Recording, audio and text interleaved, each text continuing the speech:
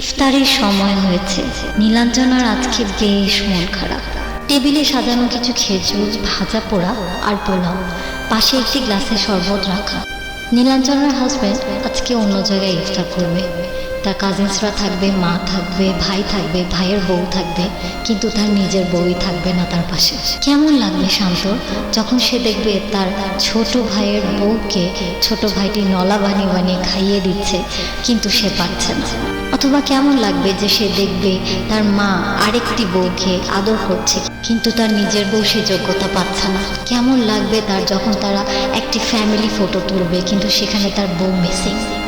হয়তো শান্তর কোনো গায়েই লাগবে না, কারণ সে এভাবেই জন্ম হয়েছে, সে এরকমই ক্যারেক্টারের। নীলাঞ্জনা এগুলোই ভেবে যাচ্ছে টেবিলে বসে বসে, আর মনের গহীনে সে শক্ত একটা চাপা দিয়ে বসে আছে। কি জানো না, আমি তো দম ফেলবার মেয়ে নই। বাচ্চা দুটাকে প্রস্তুত করে নিজেকে সুন্দরভাবে তৈরি করে তারপরে নীলাঞ্জনা চলে গেল তার হাজব্যান্ড শান্তর কাছে। তারপরে তার শাশুড়িকে বলল, মা, আমার ছেলে মেয়েগুলো তো আপনাকে ছাড়া থাকতেই পারছিল না, তাই নিয়ে এলাম।